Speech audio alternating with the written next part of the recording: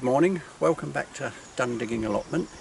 It's Friday the 5th of July on a lovely sunny day in the wild west of Ceredigion. It's been a few weeks since the last video. We've had a few trials and tribulations, a few successes, but lots of problems with breezy weather, which means gales in Wales, and lots of rain bringing out the slugs that decimated a couple of my squash. We've had a few problems, so I'll take you around a quick tour of the plot and show you the issues we've had and the successes we've also had. So this is probably a new area that we've got planted up now since we last did an update. It's our Two Sisters area. We've moved some sweet corn into a block for pollination. Apparently you have to plant them in squares, and we've also surrounded it with 6 squash, or there were 6 squash. One of the issues that we had earlier in the month was a lot of rain. It brought out loads of slugs, and they managed to get 2 of the squash, despite me surrounding the area with lots of slug pubs. Luckily I was able to get a supply of slops from the local pub for when they clean the lines, so I didn't have to waste any money on slug food. I was able to put in the slops, so I'll be topping that up again today. But looking at how the remaining squash have grown on, I think we've probably defeated the problem now with the pubs and the warm weather and hand picking them up. Other major issues that we've had have been with our beetroot and Swiss chard. Earlier in the month they were being decimated by a leaf miner.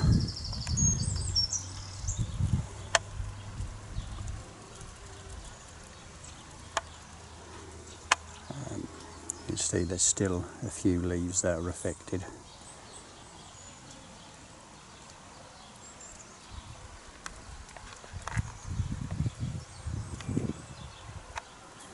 I don't know how to stop it. I think next month, or next time we plant everything up, we'll probably try and cover everything, because we had all the issues with the flea beetle as well.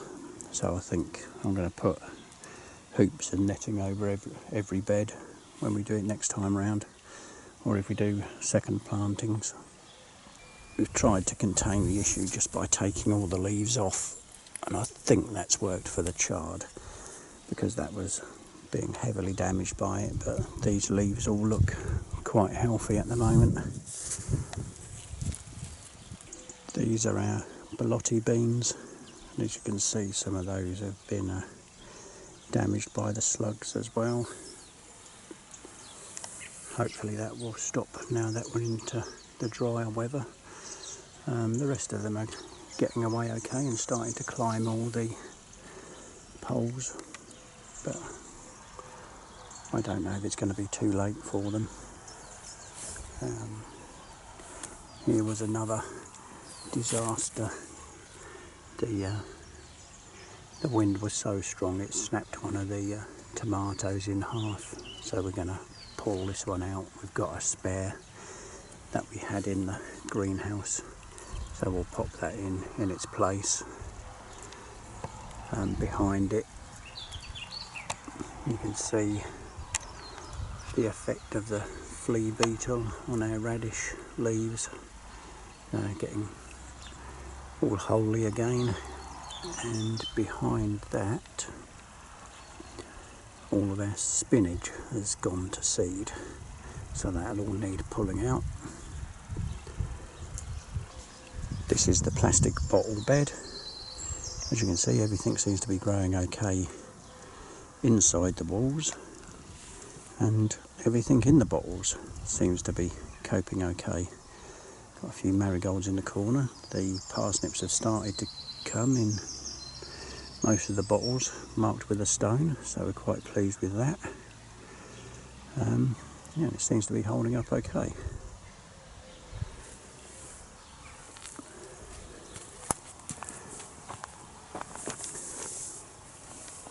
We're not sure if we've got a problem with the tomatoes or not. A lot of the leaves have curled up, but we're not sure if that's just due to the wind or heat or rain, but most are producing flowers, and I think we even had sight of our first tomato. I'll see if I can find him for you. So I'm not sure if you can make that out, but we are getting fruit on the tomatoes, so hopefully we'll get a few of the plants surviving and giving us some fruit this year.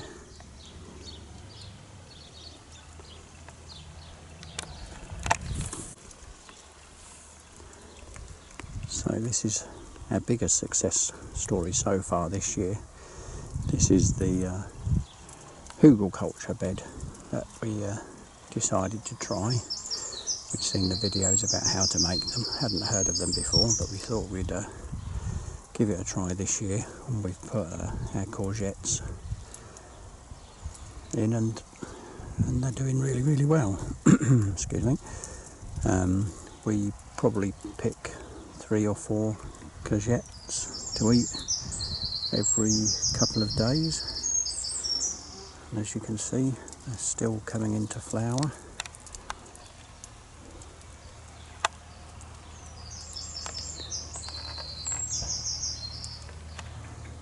And we have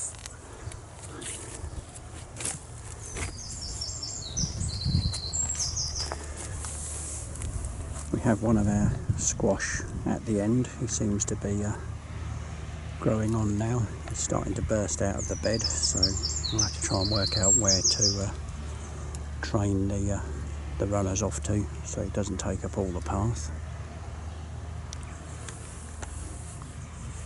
Our broad beans and peas that we planted out before the frosts survived okay and are starting to produce peas and beans now.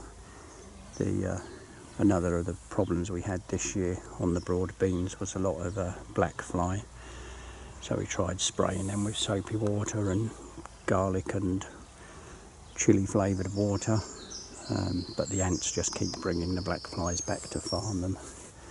But they produced some beans. There's only a small crop, just so we could see if we could grow them in this soil, and they seem to have done okay.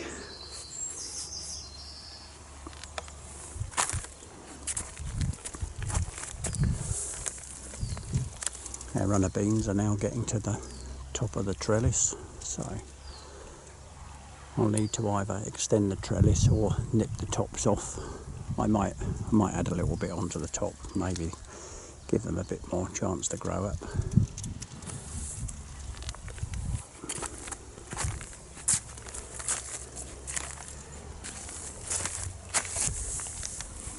Our Swedes seem to be growing along fine. We got some spare Swede from one of our allotment neighbours where he was thinning his out, so we transplanted them the other day. They're the ones looking a bit sad and floppy. It's just we put them in quite hot weather, so it's killed off most of the existing leaves, but they seem to be picking up now and producing new leaves, so hopefully they'll survive the move. The rest of the beans, they're coming along quite nicely as well. My brassica hoop got completely squashed during the high winds, so that's had to be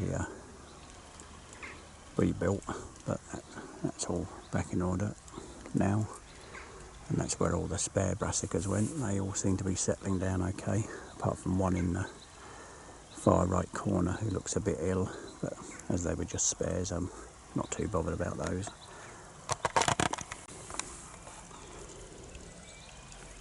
Now this bed is what was originally the parsnip and carrot bed, but is now just mainly our summer leeks and winter leeks, and all of my spare purple sprouting broccoli plants. They all seem to have settled in okay from when we thinned them out, so we're quite pleased with that. If you bear with me, I'll just crawl inside the brassica cage and show you around my jungle. Well, as a well-known American rock band said, welcome to the jungle. Here is my first purple sprouting broccoli, which unfortunately looks as if it's going to seed. We've had that happen to the cauliflowers as well. Most of the cauliflowers that have popped up have all blown and gone all weird and leggy. I'm not sure whether I can still eat this, but I'll chop these off before we go and look up to see whether I can still eat them or whether I left it a bit too late. As you can see, everything's looking lovely green and lush in here still. We did have a couple knocked over in the heavy winds, but I propped them back up and they seem okay now. As I said, we're still playing guess the broccoli, but now that the plants are starting to mature, we're beginning to work out which ones are which. So I think you'll correct me if I'm wrong, but I think these could be Brussels sprouts, with the Brussels forming at the junctions of the stems. Oh, that's what I think they are anyway.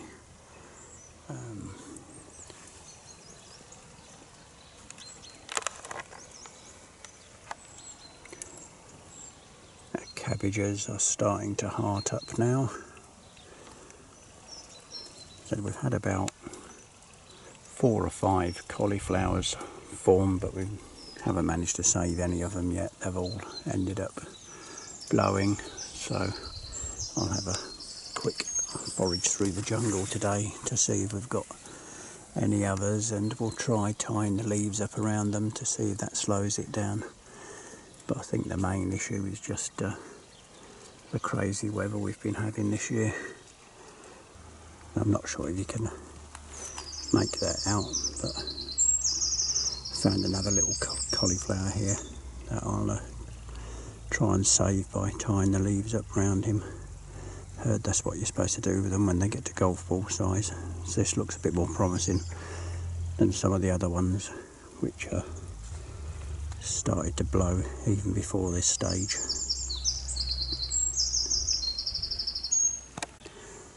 So here's a quick example of what's been happening to all of our cauliflowers when we haven't got to them in time.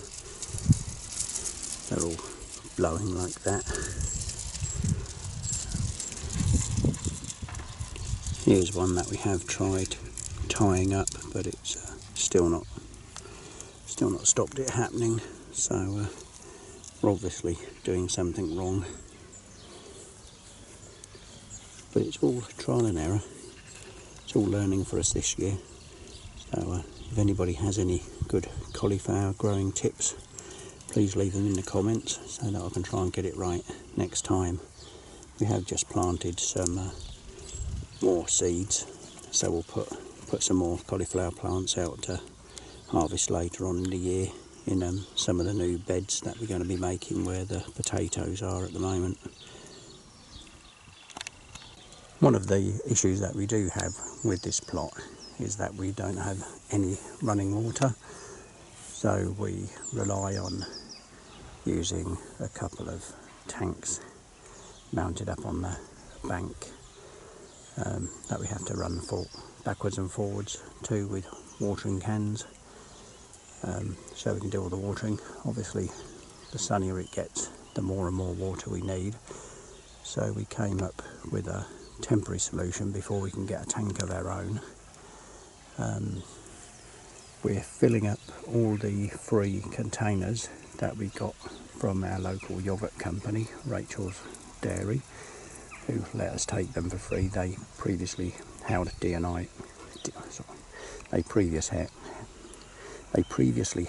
deionised water, so we know they're quite safe to use. And then I spent a few pounds getting one of these pumps that you can use for cleaning your car that runs off our car battery. So we reversed the car up to the allotment full of water, plug in the pump and use that to do our watering, which I'm not sure if it saves any time, but it certainly saves a lot of legwork and effort, and it seems to work quite well. The spray is variable, so you can have a fine misting or quite a powerful spray, so it's also handy for blasting off the black fly when we see them or any other pests that we see, and we're quite pleased with it as a solution. I'll give you a quick demonstration of it now. It's a little bit noisy, so forgive the sound of the pump going.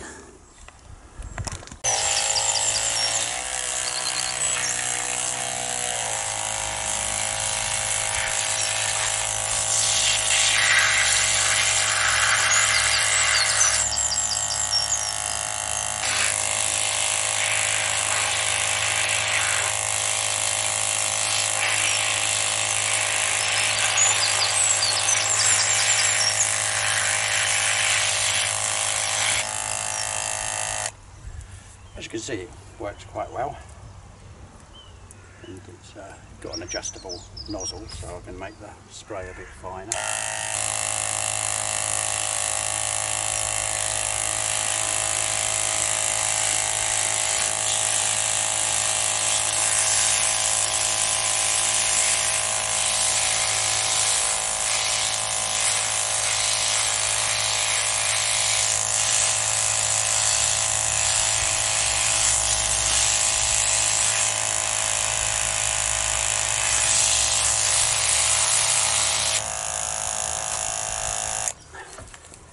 So there you can see our cheap and cheerful solution to our watering problem. We bring down about 100 litres, and that covers most of the allotment and beds when we need to do a good water, and then any extra that we need to do we'll just run across to the tanks with the watering cans and fill them up there. But we're quite pleased with it. It's quite cheap. Ideally what I'd like to do is find an old car battery and a solar panel to trickle charge it, so I can leave that down here and mount it on a trolley, so I can just move it around the allotment a bit easier. It's not too bad, it's quite a length of hose, and if we just move the car around to the side of the allotment we can reach most of the plants. And it's very handy for the brassica cages, because I don't have to go inside. I can put the stronger stream on it and shoot through the netting to get to the base of the plants without drenching all the leaves when it's a bit too sunny to do the watering. So we're quite pleased with it for the money. I'll carry on and finish off all my watering. Well, that's it. Finished the watering for the time being. It's got too hot now, so we'll pop back this evening to finish the rest off. Seems 100 litres doesn't even cover half the plot, so we'll bring another 100 litres back tonight. We've just picked another batch of courgettes, a couple of the beet that have been attacked by the leaf miner, so we'll see if they've affected the roots themselves or whether it's just on the leaves. Cut them open, maybe put them in a salad. Anyway, thanks very much for watching, and to all those people who have subscribed recently and watched my last video. What I'd ideally like is some courgette recipes in the comments, because I've got two that I really like, but at this rate I'm going to get bored of eating the same two dishes. So if anybody's got any useful suggestions as to what to do with this glut of courgettes that I'm going to have this summer, I'd greatly appreciate it. Anyway, thanks again for watching. See you all next time back on the Dundiggin Allotment.